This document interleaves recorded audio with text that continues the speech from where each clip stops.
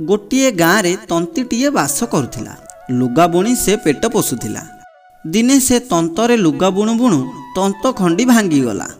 तंत अभाव आउ लुगा बुणी पारिला नाही। कुटुंब तार उपासरे रहिले। दिने तंती कुराड़ीटीए धरी जंगल को गला। जंगलरू खंडे टाणुआ काठ आनिले तंतटी को तैयारी करिबो। जंगल भितरे बुली बुली गोटाए बड़ शिशु गछ देखिला। भाबिला एही शिशु गछटी हानि नेले तंत तैयारी होई पारिबो आउ तंत भांगिबो नाही। एहा भाबी गछटी को हानिबा लागी कुराड़ी उठाइला। सेही गछरे गोटिए बेताल रहुथिला। बेताल तंती को कहिला, अरे भाई, ए गछरे मु बहु कालरू अछि। तू जदि एई गछटी को हानि नेबू मु कोउठी रहिबी। तंती कहिला, मु कोन करिबी? मोर तंत खंडी भांगी जाइथिबारु मु लुगा खंडिए बुणी पारु नाही। पिला छुआ मोर उपासरे पड़िछंती।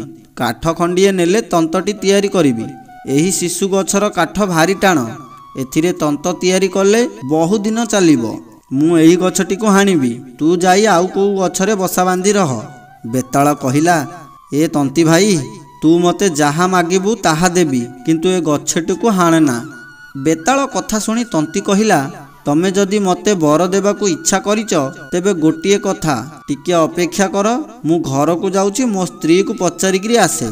से जाहा मागिबाकू कहिबो मु तमकू मागिबी। बेताल सेथिरे राजी हैला। तंती तर तर ही घर आड़ू को दौड़िला। बाटरे जाऊ जाऊ तंतीटी तार सांग भंडारी को देखिला। भंडारी की पचारिला, बंधु, तमकू गोटिए कथा पचारिबी। तमे टिके भाबी चिंती मते ठीक कथा कहिबो। भंडारी कहिला, कौन कि? सेठू तंती कहिला, मु जंगल को काठ खंडिए पई जाइथिली। गोटिए बेताल मो उपरे भारी खुशी होई मते बर देबाकू कहिछि। ताकू की बर मागिले आमर दुख जीवो, एई कथा मते कुह। भंडारी किछि समय भाबी भाबी कहिला, देख बंधु, ए गोटाए भल जोग पड़िछि। तुम भाग्य बड़ तेज अछि। तमे जाई बेताल को गोटिए राज्य माग। तमे से राज्यर रजा हेबो आ मु तमर मंत्री होई रहिबी। बड़ अयस रे आमे दुहे रहिबा। मु आउ बार द्वार मुठी धरी बुलिबिनी कि तमे आउ तंत ठेलिबो नाही। आम गोड़ तले केते लोक आसी खटिबे।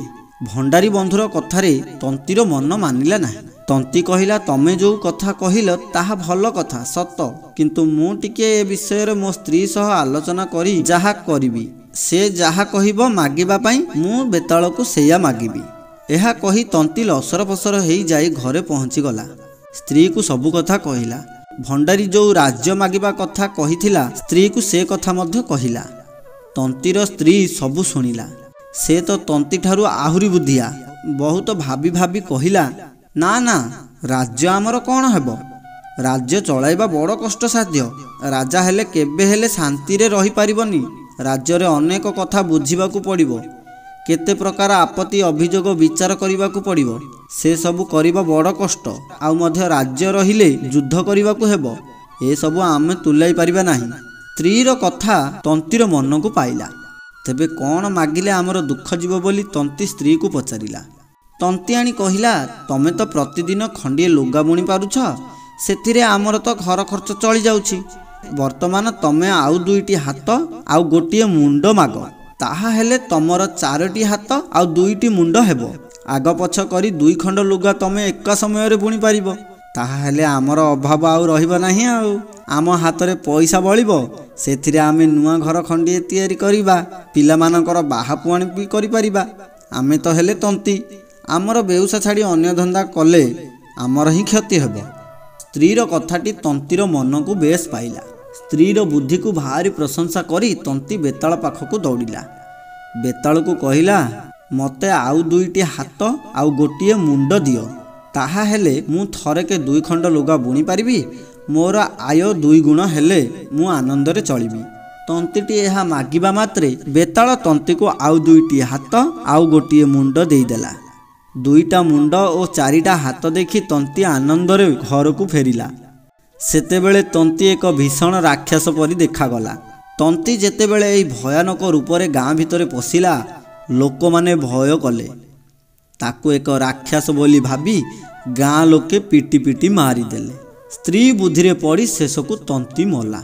सेथिपाई सांग माने निजर बुद्धि नथिले पर बुद्धि रे पड़िले एही परी दशा भोगिबाकू हुए। तो कहानीटी आपण मानकु केमिति लागिला निहाती कमेंट करके जणेबे।